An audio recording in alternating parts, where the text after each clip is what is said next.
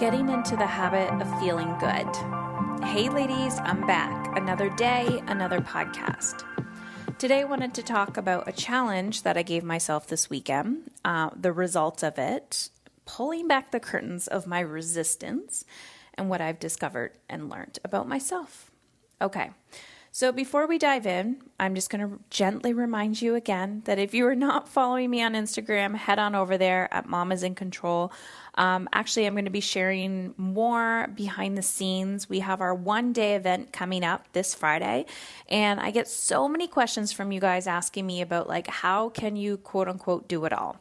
I definitely do not do it all, but what I do want you to know is that there's a lot that I do behind the scenes to energetically prepare myself for events, for life, for parenting, all of that.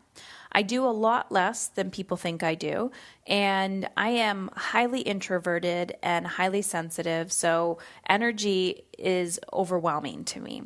So being in a room with a whole bunch of people is actually energetically exhausting for me. So there's a lot of things that I do to prepare my mind and my body for those experiences. So definitely head on over to Instagram, follow me there, and I'll be sharing that in my stories if you are an Instagrammer. And so this kind of ties into today's podcast, which is about getting into the habit of feeling good. So I'm a huge fan of practicing what I preach, but I'm also a huge fan of telling it like it is and knowing that this is all about progress, not perfection. And too often I see women looking for perfection, looking to gain, perfection the first time. There's no such thing as perfection. You will never be complete. What is going to happen is once you master one level of your life, you're going to want more and you're going to want to master another level. So it's like cleaning your house or decluttering your kitchen, and then the kids come home and it looks like there was a freaking tornado through the kitchen, and you have to do it all over again. The evolution of chronically decluttering your life is an evolutionary process. There is no stop to this process. So what I've kind of put two and two together is just like decluttering your environment. We also need to declutter our mind and declutter our relationships and declutter our processes and declutter our systems. And more importantly, declutter our bodies. So this weekend, what I did, I decided to do a 3-day juice cleanse. I mean, you can contact a health care practitioner. That's what I need to tell you. But what I've discovered over the last 5 years, really honoring and nurturing my body, is that we all need a break. We all need to unplug, right? Just like your phone needs time to unplug, just like your computer needs to be shut down once in a while, our bodies and our digestive systems need this as well. I am by no means an expert in this space, but what I do know is that I have consulted with many experts who have told me this over and over again. Well, when you decide to do something uncomfortable as drink juice for 3 days, what you do, holy shit. I don't know why I'm yawning. I apologize. Maybe because I drank too much juice this weekend. What your body decides to do is to try to trick you that you're hungry, right? So I'm drinking this juice, I'm feeling great, I'm feeling energized, but getting into the habit of feeling good, this is what I noticed, that I knew what my meals were. I didn't have to, it wasn't about portion control. It definitely wasn't about depriving myself. I was drinking more than enough juice. Like I couldn't even get it down. I couldn't even get it all down in time. So I knew that, I wasn't hungry. I wasn't starving, but my body, it was uncomfortable. It doesn't like to rest, right? Think about yourself. If you are an ambitious go-getter, how does it feel when you're laying on the couch and someone's like, just take an hour to yourself, right? If you're like the go, go, go type, that's really uncomfortable for you. So my body is like, Heather, I'm used to digesting food. Like what are you giving me all these green juices for? Like this is quick processing for me. This is too easy. So I need to make it really uncomfortable for you. So getting into the habit of feeling good. Guys, I told you that this shit already makes me feel good. So why am I trying to sabotage good feelings? Negativity bias. So this is what I found out. This weekend, I also challenged myself and I deleted certain apps off of my phone, my go-to apps, because I knew I couldn't completely get rid of my phone. My kid goes out, they got to text me, they got to do whatever. So I got rid of these apps that are what I call energy suckers. And all weekend, I was so fucking uncomfortable. And I'm observing the resistance. I'm observing the stories that my mind tells me of like, oh my God, what if? Oh, I have to do this for business. Oh, what if I can't do this? What if I can't do that? And I was left with all of this space to think, the space to dream, the space to read, the space to connect to my kids, the space to paint, the space to like do all of these things that my soul craves. This is about getting in the habit of feeling good. So as I continue to tell myself, I have time, I have space, I can do this, what I notice is this resistance that comes into my being, or the resistance that's around me. Sometimes it comes in the form of a story in my head. You're not good enough, Heather. You're going to fail. This isn't enough, yada, yada, yada.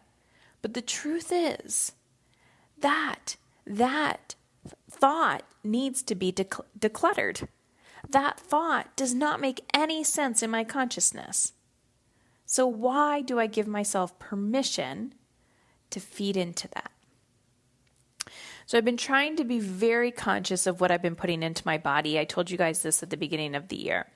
I used to have beliefs around not wanting to eat healthy because I didn't need to have the perfect body. But the truth was that I was hiding behind that belief because I was uncomfortable to change my food.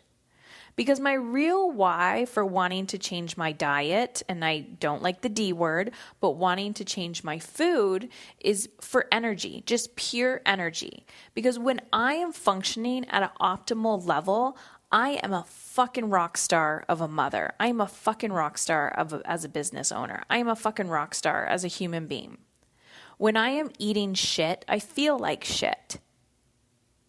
This is about getting into the habit of feeling good.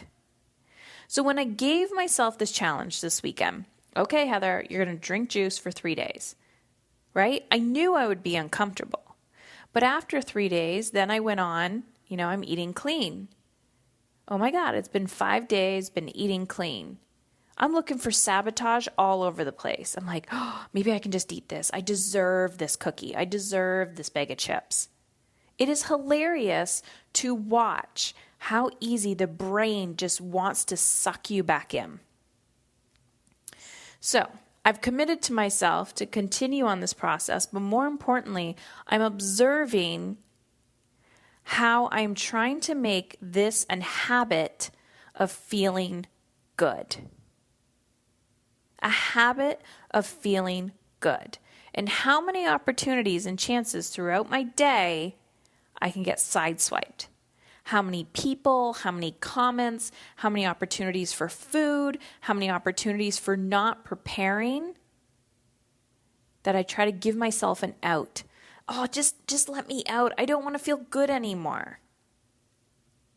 Getting into the habit of feeling good. So I came up with a few questions that I thought you could ask yourself. This is something I call a freedom habit question or freedom habit questions. So you've heard me talk about James Clear, the author of Atomic Habits. Life, now he's at the point in the book, I'm almost done the book, where he's talking about like, this shit is unsexy. He goes, the reason why people succeed is because they don't give up when it's boring. Sometimes it doesn't feel good, but you still have to keep moving forward. Doing a podcast today, that was awesome. I had a huge adrenaline rush when I made that decision. But then when you're 30 days in, when you're 60 days in, you're like, what the fuck else am I supposed to talk about? It's the habit of consistency.